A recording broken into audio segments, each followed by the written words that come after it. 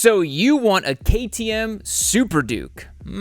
Interesting choice. You've skipped right past the sensible Japanese naked bikes, you ignored the refined Italian options, and you decided that what you really want is a 1300cc V-twin built by a team of Austrian engineers who seemingly drink Red Bull out of human skulls. KTM officially named this machine the Beast when it launched over a decade ago, and for once, the marketing department actually was not overhyping things. Seriously, that first gen is crazy. While almost every other manufacturer creates a hypernaked by taking their flagship 1000cc superbike, taking it off the fairings, bolting on a handlebar, and detuning the motor so you don't instantly loop it, KTM did something way crazier. They essentially built a giant supermoto on steroids. They crammed a massive 75-degree V-twin into a lightweight trellis chassis and dialed in enough low-end torque to turn the earth beneath you. I mean, think about it. KTM pretty much only builds dirt bikes. Then they build a bunch of supermotos, which are just dirt bikes for the street. So if you think about it, the Super Duke is basically a 1300cc supermoto. And for those of you who love big V-twin engines, this is one of the very last bikes on the market today with that setup. It's a bit of a modern take on a retro formula and completely roided out of its mind. I've spent a lot of time around KTMs on this channel, even running a few as giveaway motorcycles, and the Super Duke holds a unique, unhinged position in the motorcycle world. I've actually never given away one of them, but now I kind of want to. I'll be honest though, I've never really been the biggest fan of them. They're a little bit unruly and I just never really gelled with the bike. But behind that sharp orange bodywork and the countless wheelie clips you see on your feet of this bike, there is a distinct and complex mix of generations, software paywalls, internet reliability myths, and genuine mechanical quirks you gotta understand before committing yourself to the orange lifestyle. We're going to go over all of it in today's video, whether this bike is actually as dangerous as people say, the exact years you should look for on the used market, common mechanical red flags, how it stacks up against its rivals, and who should actually own one. And no, it's not just your cousin Daryl with the 3 DUIs. This is actually a pretty sweet bike. Let's start with what's probably your biggest concern. Is this motorcycle going to turn me into a high-velocity meat crayon on my very first weekend ride with it? Well, to put it bluntly, if you're a brand new rider looking at a Super Duke as your first motorcycle, I think you possess a fundamental lack of self-preservation, and I'm not sure anyone could truly help you. Certainly not me. Has anyone ever bought one of these as a first bike? That might actually be a worse choice than a Turbo Hayabusa.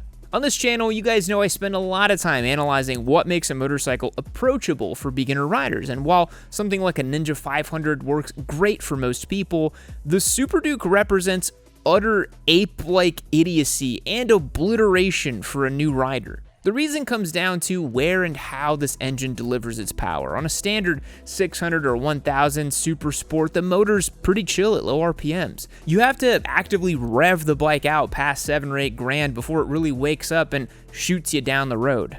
The Super Duke is the complete opposite, starting around 3,000 RPM, which is just a little bit above idle. That massive LC8 V-twin is already pumping out over 100 foot-pounds of torque. You do not get a smooth, gentle ramp-up in speed. You just get an immediate, massive hit of go juice the moment you crack open the throttle. And that's what people love so much about this bike. But if you hit a bump in the pavement or accidentally snatch at the throttle in the first 3 gears, that front tire is going straight up in the air.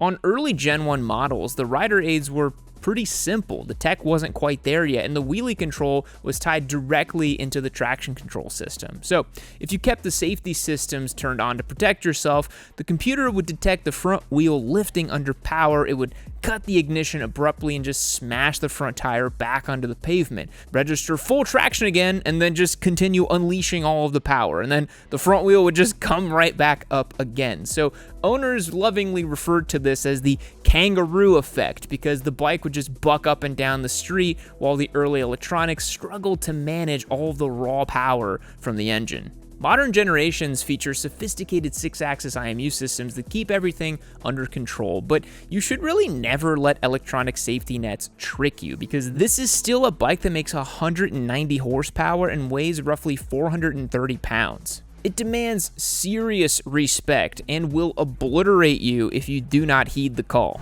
Which brings us to the next massive concern every prospective buyer brings up, and it's reliability. Now, we've all seen the comments online calling KTM ready to repair or joking about European build quality compared to the bulletproof Japanese bikes. But this is a nuanced situation where I gotta give KTM their flowers and look past the internet memes. Because unlike KTM's smaller parallel twin engines found in the 790 and 890 models, which developed a pretty well-documented reputation for camshaft nukage, let's just put it that way, and started leaking countershaft seals, the larger 75-degree LC8 V-twin in the Super Duke is actually one of the oldest and most thoroughly tested engine designs in KTM's lineup.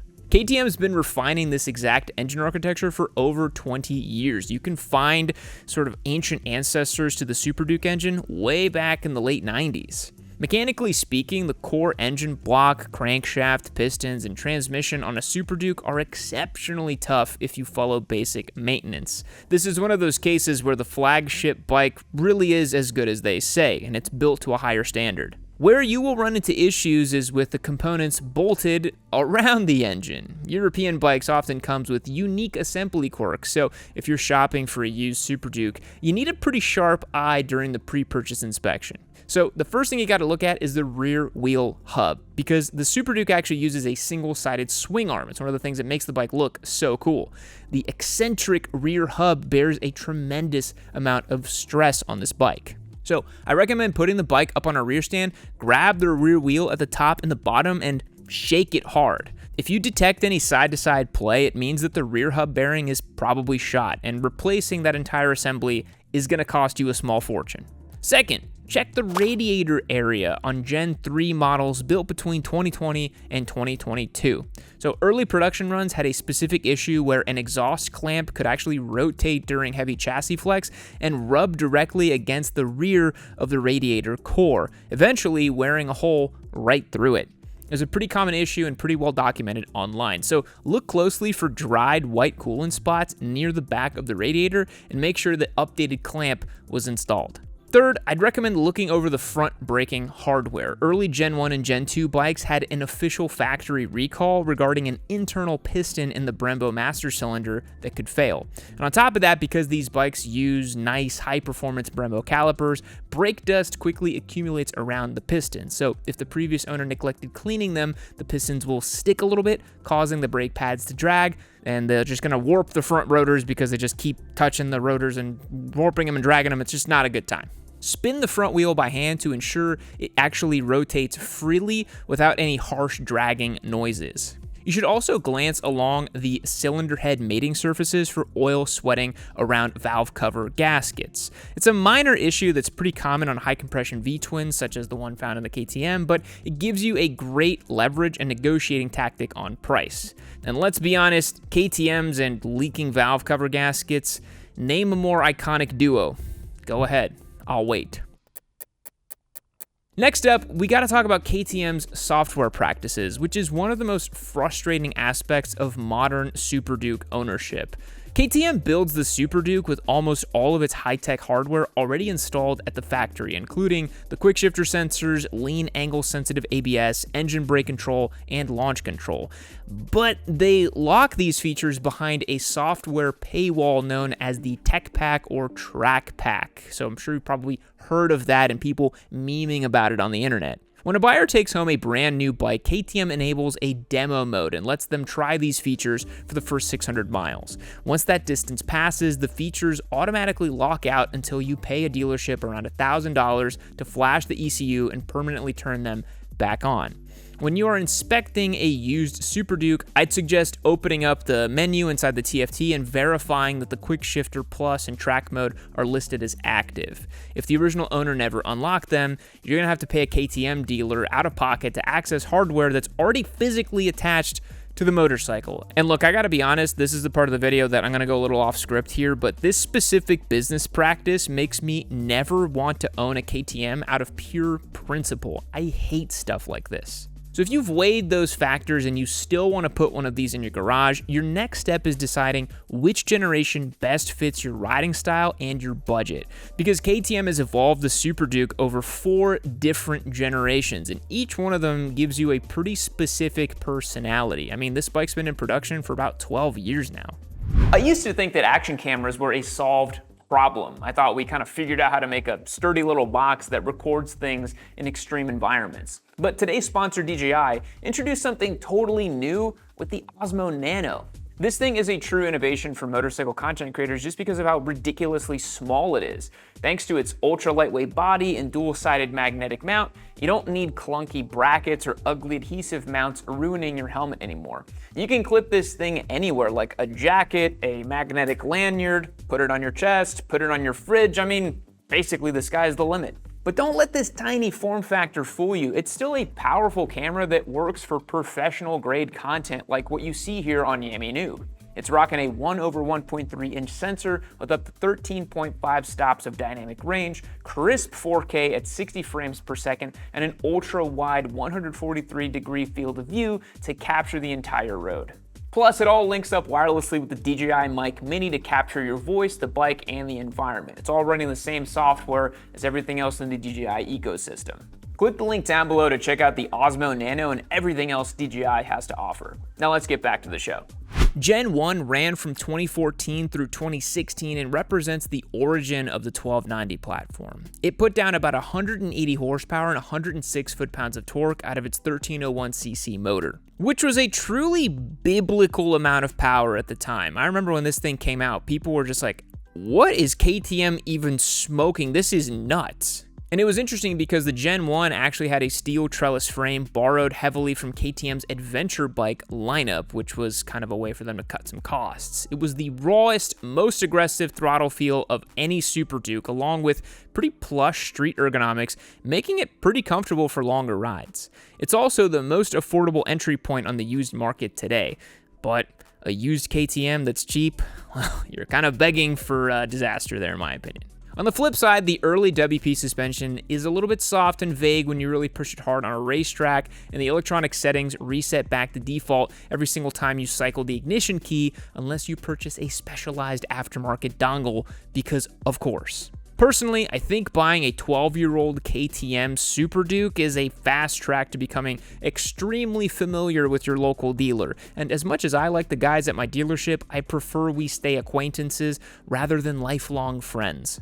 Gen 2 covers the 2017 through 2019 model years and brought significant jumps in refinement, because this is where KTM introduced the iconic split-face LED headlight design, a modern color TFT display, standard cruise control, keyless ignition, and upgraded WP suspension components. They also revised the intake valves to smooth out low RPM fueling, and they offered an optional bidirectional quick shifter, which was kind of cool for the time. You get sharper styling, significantly better rider aids, and actual highway comfort with the cruise control, which is pretty sweet. The downsides are minor, though the keyless ignition fob system on these years can occasionally be finicky according to some owners, and the chassis still retains the original upright layout that prioritizes road riding over dedicated track day carving. So Gen 3 arrived in 2020 and ran through 2023, marking the most comprehensive redesign in the history of the model. KTM stopped sharing frame components with their adventure bikes, and they just made a totally new and fresh chassis that used the engine as a fully stressed member.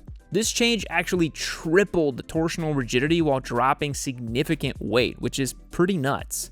They added a redesigned single-sided swing arm with a progressive linkage, lighter engine cases, updated electronics with a 6-axis IMU and a full suite of electronics, and eventually the Evo trim introduced in 2022 featured WP Apex semi-active electronic suspension. This generation, in my opinion, is the absolute sweet spot of all of the Super Duke lineup. The handling is excellent, the front-end feedback is razor sharp, and the Evo's electronic suspension allows you to change the bike from a comfortable street bike to a track-ready weapon at the push of a button, which is pretty sweet.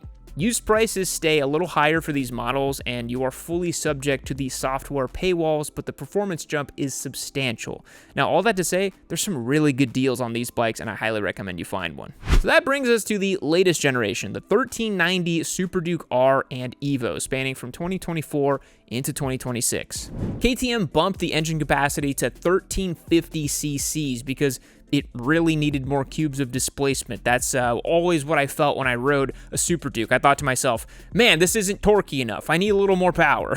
They integrated a variable valve timing system called Cam Shift. Power climbed up to near 190 horsepower, and the top-end rev limit was extended. And KTM actually swapped out the classic split headlight for this crazy pentagon-looking floating LED projector assembly. I don't really love the way it looks, but to each their own. The top-end acceleration of the 1390 is insane. They fixed the slight high RPM power plateau of the old 1290 engines while giving it even more low-end push.